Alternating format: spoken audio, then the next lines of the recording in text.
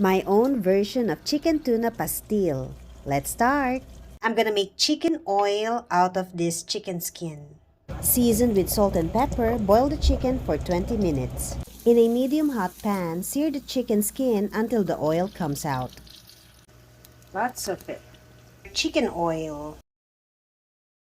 This recipe is a lot of work, especially the shredding of the chicken.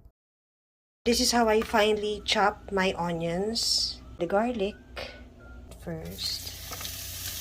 Use lots of onion. Wait till the onions becomes brown.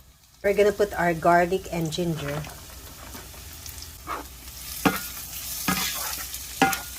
So it's getting a bit toasted. Our shredded chicken breast. Ayan. So we're gonna put the rest of our chicken oil. Ayan.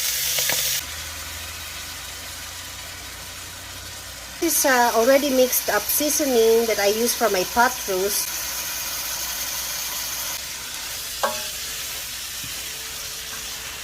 So I'm gonna use butter instead of margarine.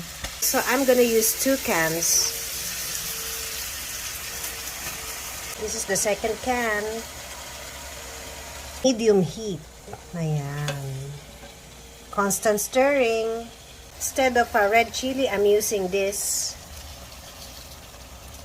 It should have a red color. I do not have achuete, but it's okay. By the way, I added more or less 1 cup of water.